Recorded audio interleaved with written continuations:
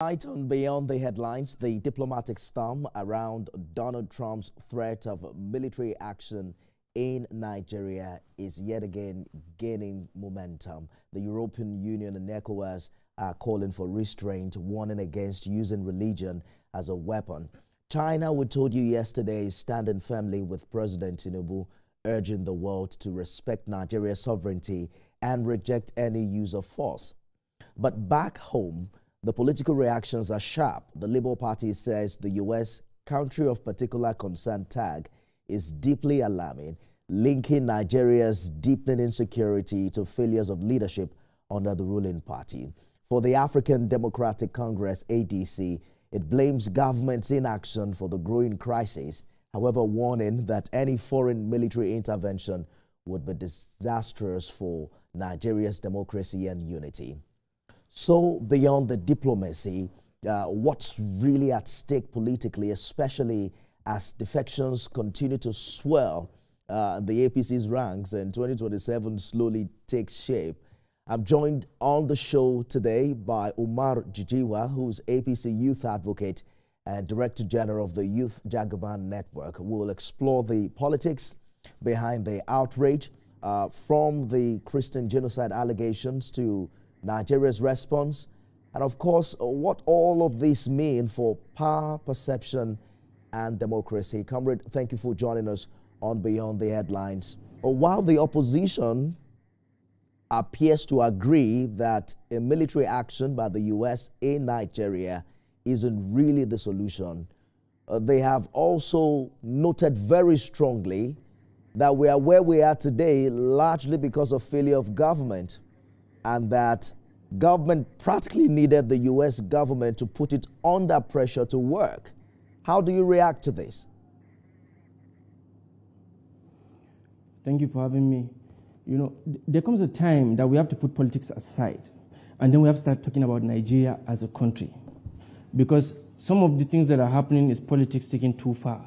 So there are times whereby we have to stop the politics, we have to move it aside. And then we remember that we are all Nigerians and we are all fighting for the same Nigeria. Nigeria is a country, is an independent country.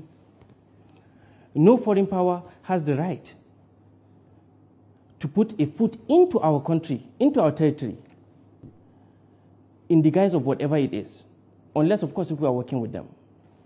Now, what we are talking about here are the claims being made about genocide, which we all know is completely unfounded, because there's no attack on any certain group of people in this country. When something happens in the north, it's mainly northerners that will suffer. When it happens in the south, it is the southerners that are going to suffer. If it happens in a place that has Muslims, it is Muslims that will suffer. So there is no particular attack on any sect or any religion or any tribe in Nigeria. It's just unfortunate that we find ourselves in this position that we are in now, because I believe the President of the United States was a bit rash, and I don't think he has full intel on what is happening in Nigeria. Because anybody that knows what is happening in Nigeria knows what is happening today, and knows what happened yesterday, and knows what happened 10 years ago. And I've heard that narrative before as well. It, however, sounds a little bit unbelievable that the U.S. president will lack intelligence in that regard. But I want to read for you precisely what Peter Obi said. I am quoting an excerpt from his tweet. While insecurity did not start with the present government, what is most unfortunate is the lack and absence of competence, commitment, prudent use of resources, patriotism, and passion on the part of the APC-led government and leaders to effectively govern, galvanize, and lead Nigeria, where no one is unwarrantedly oppressed and killed. A nation where peace, truth, and justice live. End quote. Is there a sense to which you agree that your party, the APC, wasn't able to deliver that kind of nation for us in the past 10 years?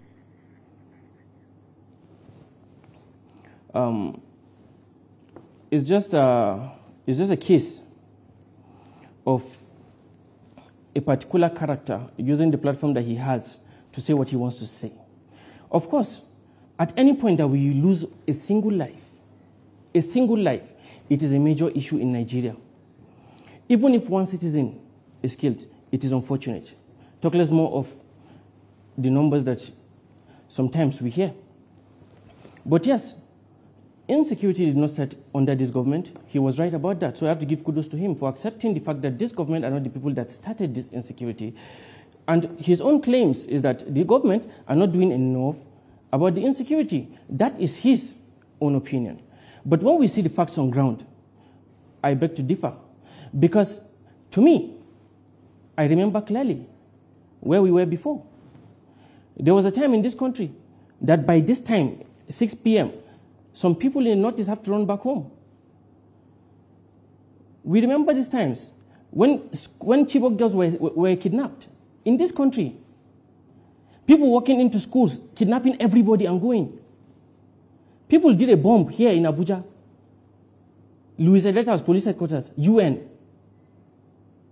I mean, I'm very young, no doubt about it. But I'm not too young to remember what happened where we were and where we are now. It is, of course, understanding if an opposition figure would definitely gain some political points on some of these issues. But I believe, out of respect for him, I would say it's an opinion. I will not say that it is wrong, but I'm telling you that that is his own opinion. I don't agree with it at all. You know that voices in the opposition believe strongly that insecurity is a governance failure, and primarily it is the responsibility of government to cater to security and welfare of the people, especially those who have lost loved ones, you know, in the Middle Belt, who continue to suffer losses. They don't care where the help is coming from. They believe that whatever the U.S. is saying right now is a plus for them because it puts this government under pressure to deliver in that regard. There are conversations as to how the APC will translate international sympathy that we are getting from China, from ECOWAS, from the EU into measurable security outcomes. But do you agree that the Tinubu government will now have to do better in terms of insecurity to be able to stand a chance in 2027? Do you think it's a challenge now for your party? Hello? I can't hear you clearly. Can you repeat what you said? Well, I'm asking if you agree that the Tinubu administration will now have to, you know, do better in fighting insecurity if it will stand a chance in 2027. The Tinubu government worked very, very hard to achieve the level of security that we have. But yes, we need better. Reason is simple. Everybody knows that the reward for hard work is more work. So yes, they need to work more, not because they were not working well before. The government are doing what they can. They are doing their best, and we are seeing what they are doing. If we need any aid from any international body, please approve those weapons to us. Let us go into the bush and let us clear these people out. We have the manpower, no doubt about it.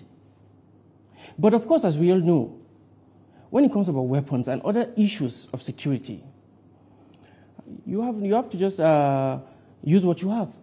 So if the President of the United States is going to give us guns, give us those helicopters you don't want to give to us.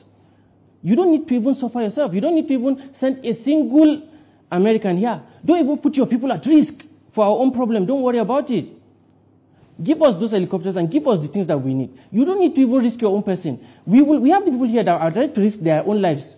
They are soldiers. They are called army men. They swore to die for us. In the contrary, comrade, it was the Trump administration that lifted that embargo and started selling arms to Nigeria. But, you know, the point here is whether or not government is doing enough, you know, because opponents, for instance, argue slow ambassadorial appointments and what they call weak diplomacy, which has worsened our image abroad. As an APC youth leader, do you agree that this government has been rather slow in this regard and that perhaps it didn't anticipate the need to reset the narrative for the past 2 years? Okay. You see, we need ambassadors. We do. If you remember what the president said some time back, I don't know whether the explanation is going to be enough for everyone or not. But they are talking about resources. And from the way the president explained it, and I believe Daniel Boala also spoke about the same thing, and said already there are people that are heading these embassies in those places that already can do the job. And that's why the president was taking his time before he brought out ambassadors. I am not in the inner caucus of government, but I want to understand and I want to trust that the president, whatever actions he takes, he's doing it in the best interest of this country. I am not close enough to say, okay, this is the reason, that is the reason, no. But yes, we do need ambassadors. We need people to sell this country. We need people that are going to go out, being sent by us, to represent us, to speak for us, and to get us investors back into this country. We do. We need ambassadors, and we need them as soon as we can. 2 years have gone. We saw President Ramaphosa meet President Trump in the Oval Office following allegations of white farmers being killed and persecuted. Do you think it's high time President Tinubu had his own Oval Office experience? His own Oval Office experience?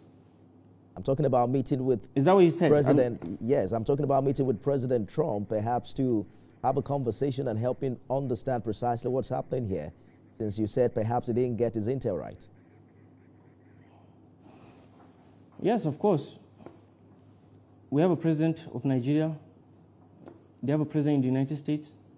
It is only natural that as colleagues, they come together and they contribute to each other, you know, in a partnership for mutual interest, for national development, even to have allies.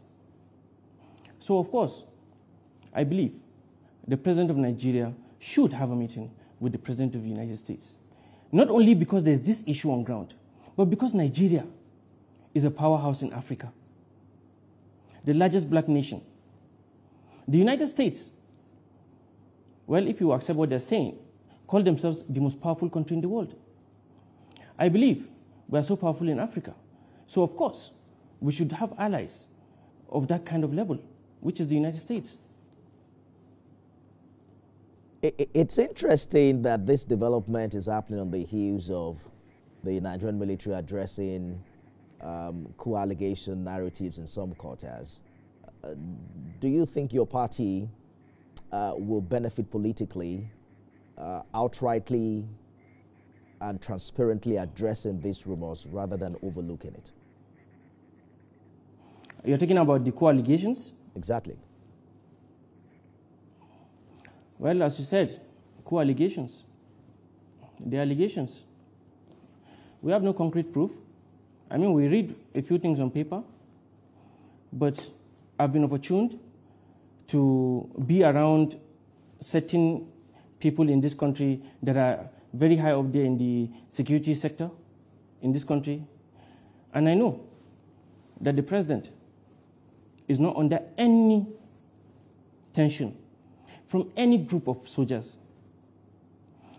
The government has come out and they said the coup thing is not real. As a follower, as a faithful follower of our president, which I believe, even in my religion, they say, follow your leaders. Nigerians need to start to trust their leaders a bit more. Since the government, the army, has said it is not so, I will also stand on that position to say that it is not so. Because I don't think that my government are going to lie. As a Nigerian, I believe in the integrity of this country, and I want to believe that my government has integrity. If they said, I accept it. Yes, as other Nigerians, I'm also curious. And I've read a lot. And I know all the propaganda. I know all the stories that are out there, just like every other person knows about it. But at the end of the day, it is only the person that wears the shoes that knows where it pinches. They said that they're okay.